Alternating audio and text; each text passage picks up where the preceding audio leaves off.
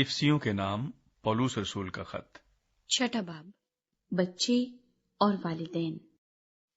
ऐ फरजंदो, खुदावंद में अपने माँ बाप के फरमाबरदार रहो, क्योंकि ये वाजिब है।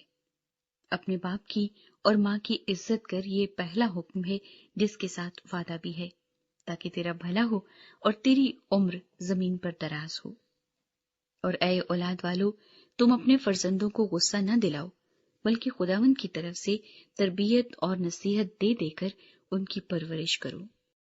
गुलाम और आका। ऐ नौकरो, जो जिस्म की रूह से तुम्हारे मालिक हैं, अपनी साफ दिली से डरते और कांपते हुए उनके ऐसे फरमाबरदार रहो जैसे मसीह के। और आदमियों को खुश करने वालों की तरह दिखावे के लिए खिदमत न करो, बल्कि मसीह के बंदों की तरह दिल से खुदा की मर्जी पूरी करो। और उस खिदमत को आदमियों की नहीं, बल्कि खुदावंद की जानकर जी से करो, क्योंकि तुम जानते हो कि जो कोई जैसा अच्छा काम करेगा, खा गुलाम हो खा आजाद, खुदावंद से वैसा ही पाएगा।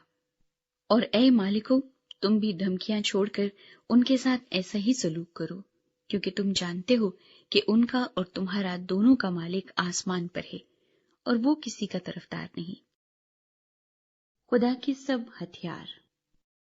गर्ज खुदावंद में और उसकी कुदरत के जोर में मजबूत बनो।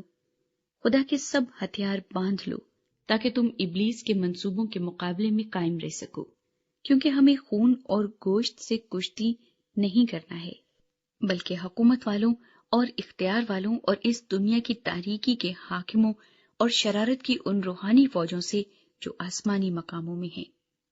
इस वास्ते तुम खुदा के सब हथियार बांध लो, ताकि बुरे दिन में मुकाबला कर सको और सब कामों को अंजाम देकर कायम रह सको।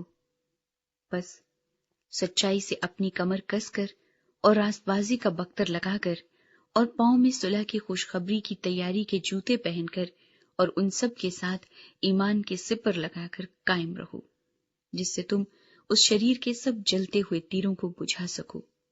और निजात का खौद और रूह की तलवार जो खुदा का कलाम है ले लो, और हर वक्त और हर तरह से रूह में दुआ और मिन्नत करते रहो, और इसी गर्ज से जागते रहो कि सब मुकद्दसों के वास्ते बिला नागा दुआ किया करो, और मेरे लिए भी, ताकि बोलने के वक्त मुझे कलाम करने की तौफीक हो, जिससे मैं खुशखबरी के भेद को दलेरी से जाहिर करूं, जिसके लिए जंजीर से जकड़ा हुआ एलची हूं, और उसको ऐसी दलेरी से बयान करूं जैसा बयान करना मुझ पर फर्ज है।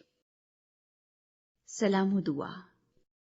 और तखीकुस, जो प्यारा भाई और खुदावंद में दयानतदार खादिम है, तुम्हें सब बातें बता देगा, ताकि तुम भी मेरे हाल से वाकिफ हो जाओ कि मैं किस तरह रहता हूं। उसको मैंने तुम्हारे पास इसी वास्ते भेजा है कि तुम हमारी हालत से वाकिफ हो जाओ और वो तुम्हारे दिलों को तसल्ली दे। खुदा बाप और खुदावंद यीशु मसीह की तरफ से भाइयों को इत्मीनान हासिल हो और उनमें ईमान के साथ मोहब्बत हो, जो हमारे खुदावंद यीशु मसीह से लाजवाल मोहब्बत रखते हैं, उन सब पर फजल होता रहे।